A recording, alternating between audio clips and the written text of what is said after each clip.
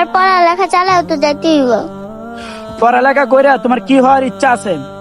Sir, 1000 কোটি টাকার মালিক হইতে চাই। কোটি টাকা ইনকাম করে বাবার চিকিৎসা করতে চাই। বুঝলেন স্যার, চোখের সামনে তো বাবাকে মরে যেতে দিতে পারি না।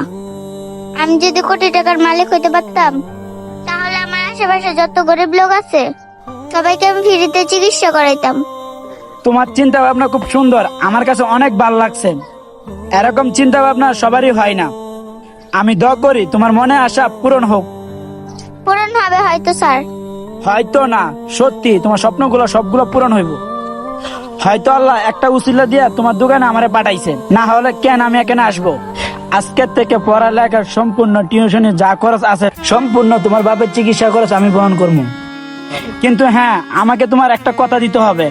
তুমি তোমার স্বপ্ন পূরণের জন্য যতটুকু চেষ্টা করার ততটুকু চেষ্টা করবা, একটুও পিছিয়ে যাবে না, ঠিক আছে? কি বলেন স্যার, আমার বাবার চিকিৎসা করাবেন, আমাকে এতগুলো টাকা দিবেন? হ্যাঁ, আমি যা বলেছি সবটাই আমি করব, কথা দিলাম। আর একটা কথা, ভালোভাবে লেখাপড়া করতে হবে, বাবার যত্ন নিতে হবে। তুমি একটু দাঁড়াও, তোমার একটা 10 লাখ টাকা চেক দিতেছি। কি বলে স্যার? স্যার কি সত্যি আমাকে 10 লাখ টাকা চেক দিয়ে দিব? এই চেকটা নিয়ে ব্যাংকে যাইবা, টাকা উঠাইয়া তোমার আব্বুর চিকিৎসা করাইবা। আশা করি ইনশাল্লাহ তোমার আব্বু ভালো হয়ে যাইব। এই নাও। স্যার,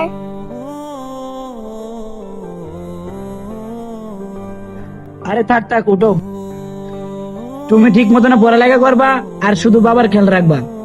আর যদি কোনো সমস্যা পড়ে অবশ্যই আমার স্মরণ করবা। আরে আমার ফল কই? আচ্ছা স্যার, দিতাছি। এই তো স্যারের ফলগুলা, এই নেন স্যার। এই নাও তোমার ফলের দাম। আচ্ছা ঠিক আছে, ভালো থাকো। বাবা, এখন তুমি চিন্তা করো না, তুমি এখন ঠিক হয়ে যাইবা।